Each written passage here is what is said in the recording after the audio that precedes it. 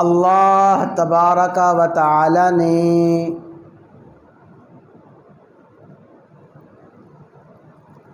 جن سے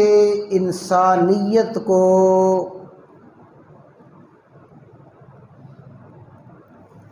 پیدائشی اور تخلیقی لحاظ سے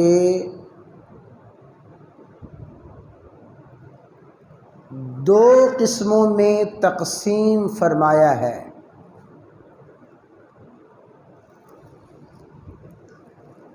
سارے کے سارے انسان پیدائشی اور تخلیقی اعتبار سے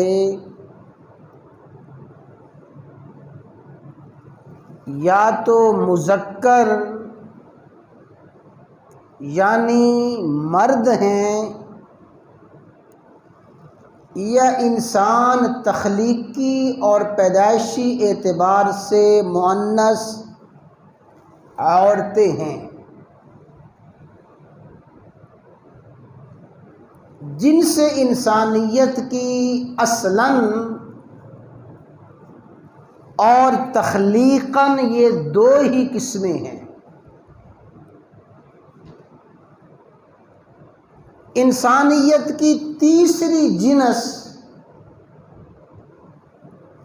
اور تیسری قسم کوئی نہیں ہے، ساری کی ساری انسانیت یا تو تذکیر، صفت تذکیر یا صفت تانیث رکھتی ہے، تیسری جنس اور انسانیت کی تیسری قسم کوئی نہیں۔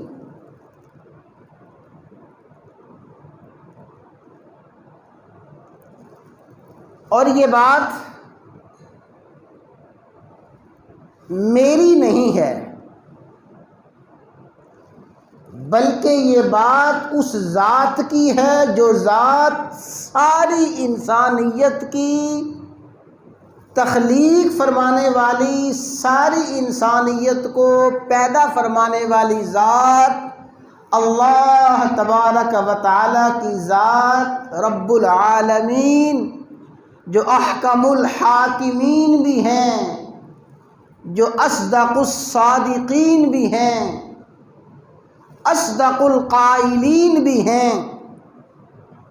رب العالمین ارشاد فرماتے ہیں، یا ایھا الناس، اے دنیا جہان کے انسانوں،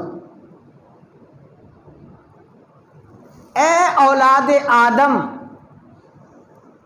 انا خلقناکم من ذکر و انثی، ہم نے تمہیں پیدا کیا، یا تم مذکر ہو یا تم مؤنث ہو۔